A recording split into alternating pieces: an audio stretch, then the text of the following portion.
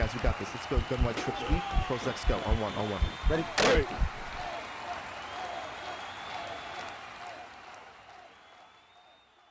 What's going on, everyone? And Cap24 here from HuddleGG. And in today's video, we're going to look at another YouTube comment that was asked of us from a previous video on how to beat cover 4 drop show 2 at a 3-4 odd. Now, if this is the first time checking out our channel, please consider hitting that subscribe button. Also hit that bell notification to make sure that you never miss any of our uploads. Now, if you've been a follower or subscriber of our channel for a while, you're going to see that we've hit this topic quite a lot in the past. I haven't done it in Madden 21, but it is something that if you want to see specific plays, you can absolutely go through just, the YouTube and do a search that says, cover 4 bomb or beat cover 4 and put HuddleGG in that thing, and you're going to see it, right? You're going to have plenty of videos. But it does come to our attention that if people are asking about it, we get new subscribers each year. Maybe they just don't know, and I want to make sure that we're able to give you concept base to beat this in order to make sure that you know how to do this. Now, if you are a subscriber of us and you already know, and this video may not be for you, I want to make sure that I ask a favor of you, and we're trying something new on our channel, where we're going to put the button inputs where as I'm pressing the buttons, we're going to be using this tool in order to show the buttons and see, you guys can kind of learn what I'm pressing as I'm pressing it. If you find that that's helpful, please let me know. And the reason why we're doing this is we just dropped a new game plan on our website that's written by Banks IQ, which goes over how to do stick work in Madden 21, how to get better at the stop and go, how to chain moves together, how to just basically get the ball in your hands and either make your opponent look silly or just get more yards after the catch. It goes over, different moves, how to do it, what the buttons are. And if we showed you that, and use that in those videos, we thought it was going to be helpful for you to learn it from a visual standpoint. So we're going to show you that same type of ability in these videos, and please let me know. And if you're interested in that stick work video, please go ahead and check it out and put it on the description of this video. So what we're going to do is called cover 4 drop show 2. And what I'm going to do is we're going to go to a concept. We're going to go to deep pass, and you're going to see something called Portland. Okay, Portland is a concept where it's a deep post from one side, and on the opposite side, you're going to get a dig route or a deep in route or a crossing route. And what you see here, and I'll go through them, is that deep in route or crossing route is going to hold those safeties down while you're going to allow the post to get behind it. And as long as you time it right, pass lead it to the right spot, you're going to be able to have success. And you're going to be able to see my inputs when we do that, right? So if the guy had asked us about 3-4 odd, so what I'm going to do is I'm going to go to iForm, and I'm going to find one here to kind of show you match the personnel with personnel type deal. And I'm going to look at double dig, okay? Now, double dig's a great example because it's already here for you. You've got the B on the deep in, you've got the X on the deep post, and that's all you need. I do prefer putting the X to the wide side of the field, the post that is, because I feel like you got a little bit more ability to throw this ball. You're going to attack over the safety rather than attack over the corner. It can work either way, but this is my favorite way of doing it, where the post is to the wide.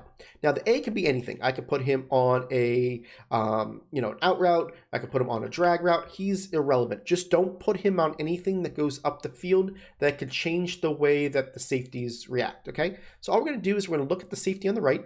He's going to kind of go to the middle of the field a little bit. He's going to kind of get flat-footed, and we're going to have the ability to throw the X over the top. I prefer a bullet pass, and I prefer to pass lead him towards the sidelines.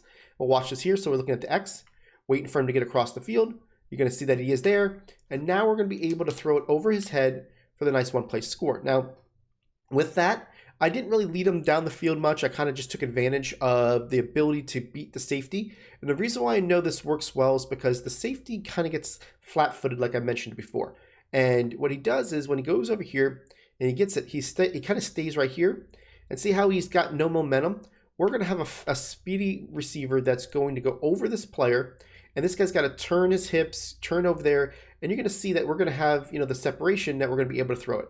Now, if I can lob this a little bit and go over here and make a nice pass, it's going to work a little bit more. But make sure when you do lob it, you're lobbing it away from this safety. And the reason why this safety can make a play, because a lot of times if you throw it too early and lob it, he's the deeper safety. And he can go right here and just basically, track it down.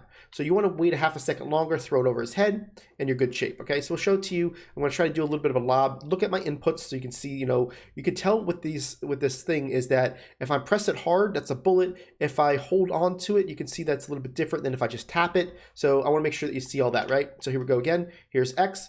I'm going to try to go here for the lob.